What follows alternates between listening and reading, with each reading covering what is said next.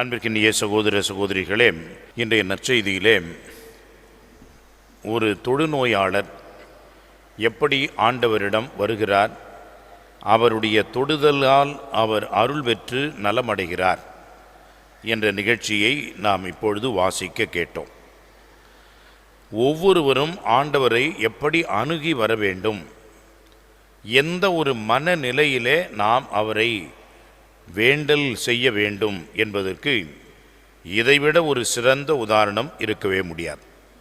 காரணம், அந்த காலகட்டத்திலே தொழுநோய் என்பது குணப்படுத்த முடியாத ஒரு நோயாக இருந்தது. அந்த நோய் முற்றில் அதிகமாக நிறைய பேர் சமூகத்தின் உறவிலிருந்து, சமூகத்தின் தொடர்பிலிருந்து தூர தள்ளி வைக்கப்பட்டு அந்த நோயினாலே அவர்கள் இறந்த நிகழ்வுகளெல்லாம் உண்டு.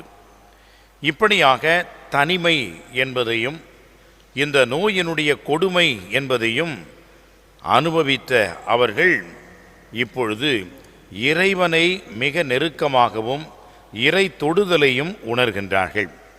எனவே ஒரு வாழ்வின் நிலையில் இருந்து விளிம்பு நிலைக்கு தள்ளப்பட்டவர்களாகவும் இனி மறுவாழ்வு இல்லை என்ற ஒரு இறந்த நிலை அனுபவம் பெற்றவர்களாகவும் தொழுநோயாளர்கள் இருந்தார்கள். ஆனால் ஆண்டவர் இயேசு அவ்வழியே செல்கின்றார். அப்பொழுது அந்த மனிதன் என்ன செய்கின்றார் பாருங்கள். இயேசுவிடம் வந்து என்ற வார்த்தையை பார்க்கின்றோம். இயேசுவிடம் வந்து ஏன் வர வேண்டும்? இந்த தொழுநோயை யாரும் குணப்படுத்த முடியாது என்பது தெரிந்துவிட்டது.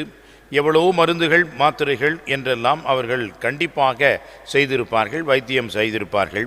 ஆனால் இயேசுவிடம் அவர் ஏன் வர வேண்டும் என்று சொன்னால், இறைவன் நிச்சயமாக தன்னை குணப்படுத்துவார், தன்னை நலமாக்குவார். அவர் கடவுளின் மகன் மெசியா என்பதை அவர் உணர்ந்து அறிந்து விசுவசித்து ஏற்றுக்கொண்டால் ஒழிய இதை அவர் செய்திருக்க மாட்டார். நம்முடைய வாழ்விலேயும் பலவிதமான மருத்துவ வசதிகளை எல்லாம் நாம் தேடுகின்றோம். இவைகளெல்லாம் செய்துவிட்ட பிறகு கடவுளே கதி என்று கடைசியில் இறைவனிடம் செல்கிறோம். ஆனால் இறைவனிடம் செல்கின்ற பொழுது நன்மை மட்டுமே பெற்றுக்கொள்ள வேண்டும் என்ற மனநிலையில் நாம் செல்கின்றோம். ஆனால் இந்த மனிதனை பாருங்கள், ஆண்டவரிடம் இயேசுவிடம் வருகின்றார். வந்து என்ன செய்கின்றார் பாருங்கள், முழந்தாள் படி இருக்கின்றார். முழந்தாள் படி இருக்கிறது என்பது ஒரு தலைவன் தன்னுடைய ஊழியக்காரன் என்ன செய்கின்றான், தலைவனுக்கு முன்பாக, தன்னுடைய முதலாளிக்கு முன்பாக மண்டியிடுகின்றான். இவ்வாறு இந்த தந்தை மகன் என்ற உறவு மாறி முதலாளி தொழிலாளி அல்லது அடிமை என்ற நிலை மாறுகிறது. எனவே தான் ஊதாரின் மைந்தன் கதையிலே பார்க்கின்றோம். இரண்டாவது மகன் எல்லாவற்றையும் பிரித்து கொண்டு சென்றான். மீண்டுமாக அவன் வரும்பொழுது அவன் என்ன நினைக்கின்றான், நான் என் தந்தையிடம் செல்வேன், ஊழியக்காரர்களில் ஒருவராக என்னை நடத்தும் என்று அந்த தந்தையின் முன்பாக அவன் மண்டியிடுகின்றான். மண்டியிட்ட மகனை அவர் முத்தமிட்டு அணைத்து கொண்டு மகன் என்ற அந்தஸ்தை கொடுக்கின்றார்.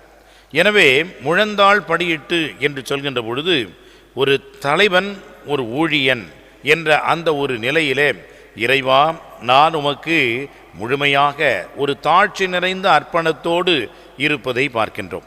பிறகு ஆண்டவர் அவரிடம் என்ன எதிர்பார்த்திருப்பார், அதையே அவர் கேட்கின்றார். உனக்கு என்ன வேண்டும் என்று கேட்கின்றார்.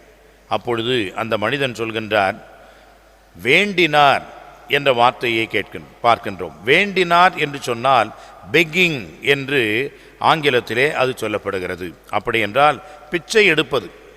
பிச்சை எடுத்தல் என்று சொன்னால் நாம் கேட்கலாம், எந்த ஒரு அதிகாரத்தையும் நாம் அதில் பயன்படுத்த முடியாது. சில பேர் சொல்லுவார்கள், பிச்சையிலும் அதிகார பிச்சை, மிரட்டி உருட்டி எடுக்கிற பிச்சை என்றெல்லாம் சொல்வார்கள். அது உண்மையான பிச்சை இல்லை, அது அராஜகம், அது ஆணவம். ஆனால் உண்மையாகவே பிச்சை எடுப்பது என்பது ஒரு உயர்ந்தவரிடம், இல்லாதவர் ஒருவர் சென்று அவரிடம் கேட்பது, அவ்வளவுதான்.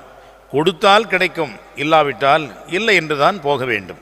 அந்த ஒரு மனநிலையில் தான் அன்புக்குரியவர்களே இந்த மனிதன் சென்றிருக்கின்றான். எனவே தான் உம்மால் முடியும், நீர் எனக்கு இது செய்ய முடியும், உம்முடைய விருப்பம், நீர் கொடுத்தால் அது எனக்கு நலம், இல்லை என்றாலும் பரவாயில்லை என்ற நிலையில்தான் எனது நோயை நீக்க உம்மால் முடியும் என்று ஆண்டவர் முன்பாக மண்டியிட்டு அந்த மனிதன் பிச்சை கேட்கின்றான், இறைஞ்சி வேண்டுகின்றான். இத்தகைய ஒரு செயல்பாட்டை, அந்த விசுவாச நம்பிக்கையினுடைய வெளிப்பாட்டை ஆண்டவர் பார்க்கின்றார். ஆண்டவர் அதற்கு மேலாக பல்வேறு அடையாளங்கள் வழியாக அந்த மனிதனுக்கு நலம் அளிக்கின்றார். முதலிலே பாருங்கள், பிச்சை போடுவது என்பது சாதாரணமாக நாம் என்ன செய்கிறோம், தொல்லையின் பொருட்டு தூக்கி போடுறோம், அல்லது யாராவது கேட்டாங்க கொடுத்துடுறோம். ஆனால் பரிவு கொண்டு என்ற வார்த்தையை பார்க்கின்றோம். இயேசு இந்த மனிதன் மீது பரிவு கொண்டு பிறகு கையை நீட்டி அவரை தொட்டு, இதெல்லாம் ஒரு தொழுநோயாளரிடம் செய்ய வேண்டிய அவசியமே இல்லை, செய்யவும் மாட்டார்கள். ஆனால் ஆண்டவர் இயேசு அதை செய்கின்றார். தனது கையை நீட்டி அந்த மனிதனை தொடுகிறார். அந்த தொழுநோயாளரை தொடுவது என்பது தீட்டு. ஆனால் ஆண்டவர் பரிவு கொண்டு அந்த பரிவனுடைய உள்ளார்ந்த அந்த உணர்வை வெளிக்காட்டுகின்ற விதமாக தனது கையை நீட்டி அந்த மனிதனை தொடுகிறார். தொட்டு என்ன சொல்கிறார், நான் விரும்புகிறேன், நோய் நீங்குக என்று ஆண்டவர் தனது விருப்பத்தையும் அந்த நோய் நீங்க வேண்டும் என்ற அதிகாரமான ஒரு போதனையையும் நலம் கொடுக்கின்ற அந்த நல்ல வார்த்தைகளையும் சொல்கின்றார். உடனே அந்த தொழுநோய் அவரை விட்டு நீங்கியது. அவர் நலமடைந்தார். அவர் நலமடைந்தார் என்ற வார்த்தையை பார்க்கின்றோம். நலமடைந்தார் என்று சொன்னால் உள்ளத்தளவிலே அவர் நலமடைந்தார். அவர் உடல் அளவிலே தொழுநோய் நீங்கி நலமடைந்தார். மனத்தளவிலே அவரிடமிருந்த எல்லா விதமான மன உளைச்சலிலிருந்து அவர் நலமடைந்தார்.